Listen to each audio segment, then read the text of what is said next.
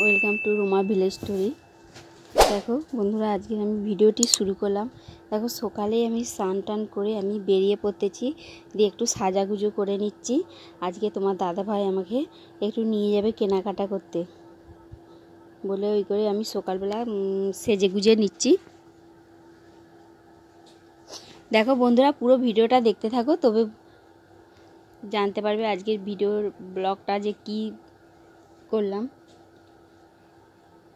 দেখো আমার হয়ে গেছে সাজাগুজা, এবার চলে যাব আমি মার্কেটে।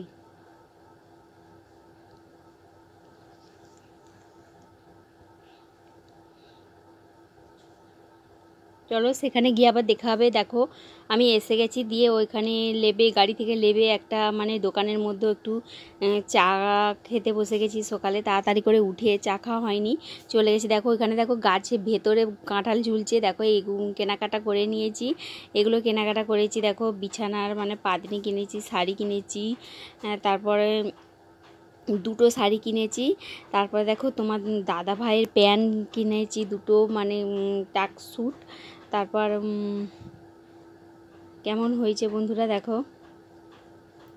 দেখো তারপর হচ্ছে বাড়ি চলে এসেছি। তারপর হচ্ছে এখানে দেখো এই ননদ আর ভাগ্নি, এটা ভাগনা, ওরা বাড়ি চলে যাবে, বেরিয়ে পড়েছে। দেখো ওদের মামারা ওদেরকে দিতে যাবে, টোটো চলে এসেছে। তারপর বিকেলে দেখো কুমড়ো নিয়ে এসেছিলো, দিয়ে লুচি আর আলু কুমড়ো তরকারি বানাতে বলেছিল তোমার দাদাভাই, বানিয়েছি। দেখো এখানে আমরা সবাই খেতে বসে গেছি, সবাই মিলে। দেখো আমাদের অক্ষয়বাবুকে খাই দিতে হচ্ছে। বন্ধুরা কেমন লাগলো, ভালো লাগলে আমাদের পাশে থেকো। আমি ভিডিওটি এখানেই শেষ করছি।